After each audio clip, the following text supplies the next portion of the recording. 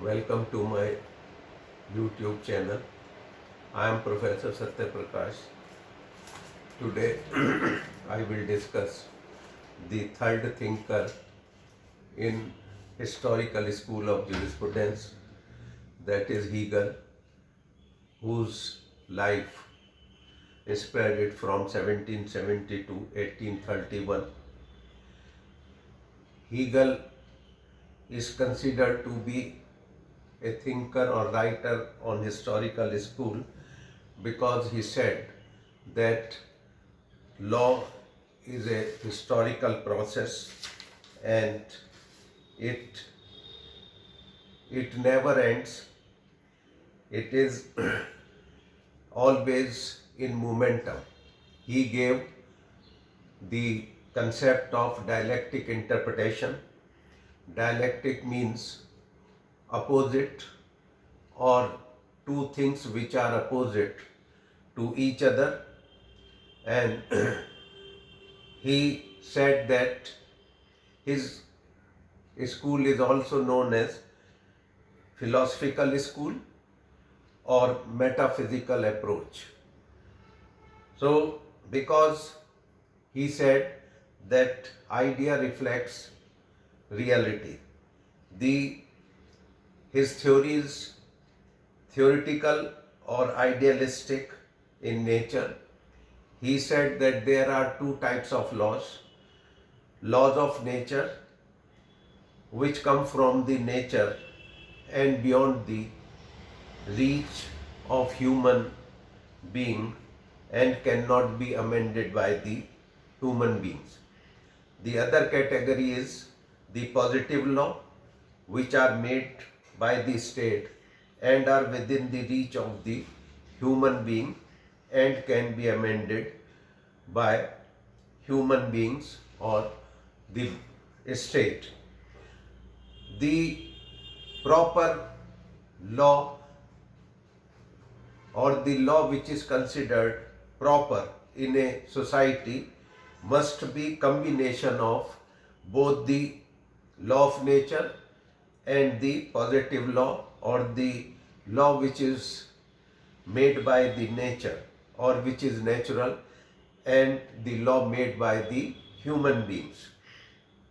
He said that every activity or events or happening or fact or stage, there is an action and reaction, or in other words, there is a thesis and antithesis, and then there is synthesis. For every activity, for every action, for every idea, for every thesis, there is reaction or antithesis, and during the process, the resultant is synthesis. This process is dynamic in the sense that the process again starts with the thesis. When there is thesis, antithesis and synthesis, that does not stand still at the stage of or after the stage of synthesis, but again the thesis, antithesis, action, reaction and synthesis come under the process.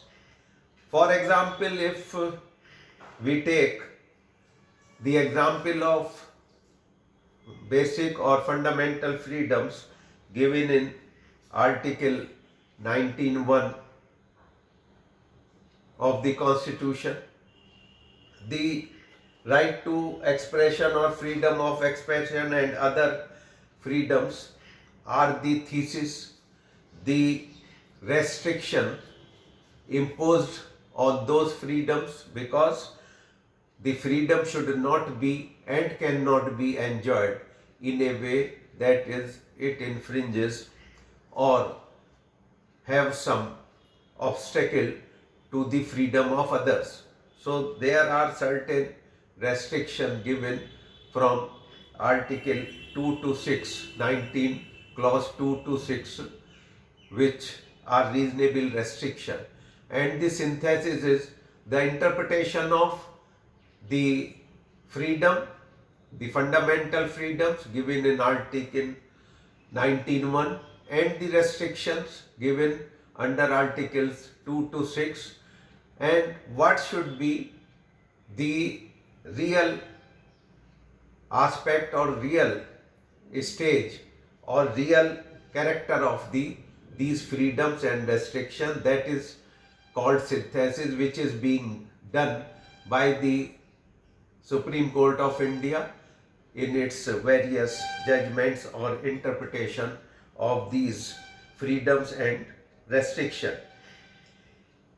Hegel idea look theoretical, but if we apply them on the present happening, these are very practical. For example, in case of Sati Pratha, the thesis was the protection of wife, and after the death of wife there was no protection, therefore it was considered that the wife should also go with the husband. This was the synthesis, but later on it was considered as sacrifice, and with the time after the death of husband, in some cases the wife was compelled to sacrifice her life with the husband, and therefore the law came forward as a synthesis of the action and reaction.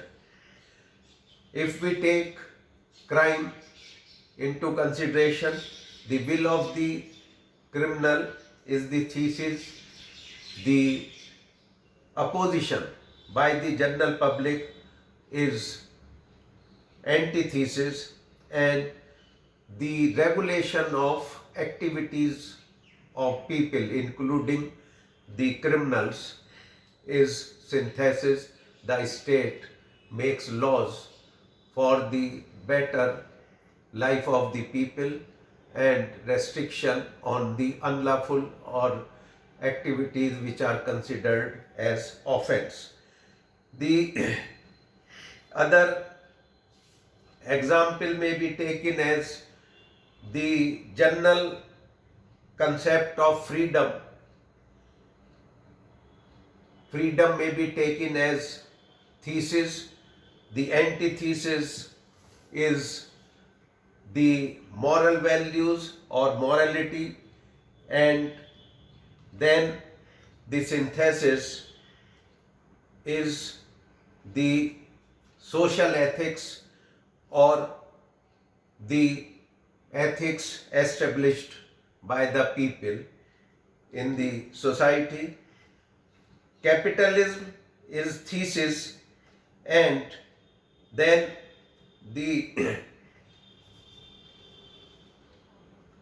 communism is the antithesis. The capitalistic society is based on capital only, and the antithesis is the communism means that all the sources of production as well as distribution of the things or property must be in the hands of the state. The synthesis is the socialism, the equitable distribution of resources, natural as well as products created by the human beings or the state.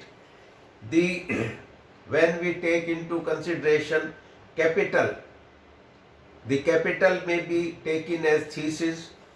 The antithesis is labor, and classless society is the synthesis. And from the angle of Hegel, these three things remain in constant process after synthesis. Like for example, in classless society, again when there are differences in the society, the some specific class, whether it is a capitalistic class or a labor class develop as thesis and antithesis, and again there is synthesis. So this is about Hegel. This school is known as philosophical school, and the the historical school ends with the discussion of these three thinkers. Savigny, who gave the theory of Volksgist or the common consciousness of people; Sir Henry May, who gave the anthropological approach, or the